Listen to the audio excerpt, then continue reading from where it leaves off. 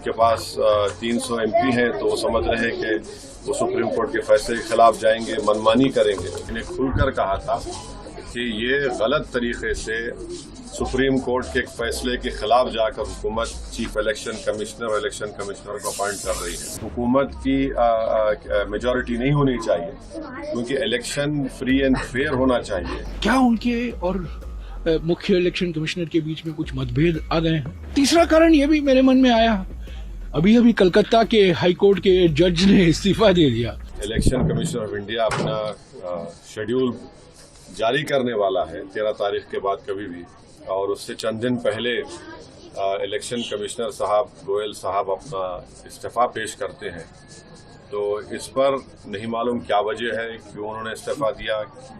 और हमने मजलिस ने शुरू में ही हमने पार्लियामेंट में जब बिल लाया गया था चीफ इलेक्शन कमिश्नर के अपॉइंटमेंट का और इलेक्शन कमिश्नर का अपॉइंटमेंट का, मैंने खुलकर कहा था कि ये गलत तरीके से सुप्रीम कोर्ट के एक फैसले के खिलाफ जाकर हुकूमत चीफ इलेक्शन कमिश्नर और इलेक्शन कमिश्नर को अपॉइंट कर रही है।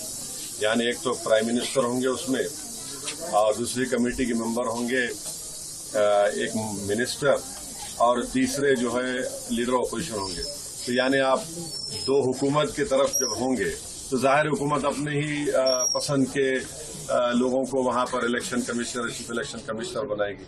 जो सर्च कमेटी है, सर्च कमेटी में भी पूरा मेंबर ज्यादा हुकूमत के हैं। तो ये बड़ा ही गलत कानून उन्होंने पास किया है।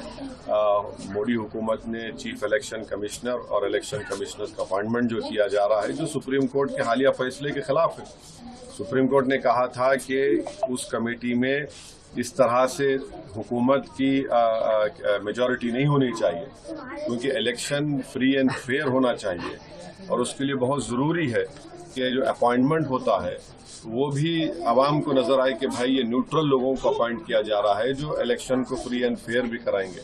तो खैर मोदी हुकूमत अपने गुरूर और तकब्बुर की हमेशा मुजाहरे करती आ रही है, और उनके पास 300 MP हैं, तो वो समझ रहे हैं कि वो सुप्रीम कोर्ट के फैसले के खिलाफ जाएंगे, मनमानी करेंगे। तो ये जो कानून पास किया गलत है। और आपका जो सवाल था कि इलेक्शन कमिश्नर साहब ने अपना इस्तीफा दिया, वो खुद बताए तो बेहतर होगा, या हुकूमत बताए कि ऐन इलेक्शन से पहले नोटिफिकेशन जारी करने से पहले उनका इस्तीफा क्या है, ये बड़ा माने खैज है या फिर कुछ वजूहात है। हुकूमत को चाहिए कि वो बताएं क्या वजह है, और फिर अब आ गया कि हुकूमत एक इलेक्शन से नोटिफिकेशन से पहले अब आप वो 2 इलेक्शन कमिश्नरों को अपॉइंट करेंगे। ये चीजें चल रही हैं। कल अरुण गोयल जी ने इस्तीफा दिया, मेरे मन में 3 कारण आए।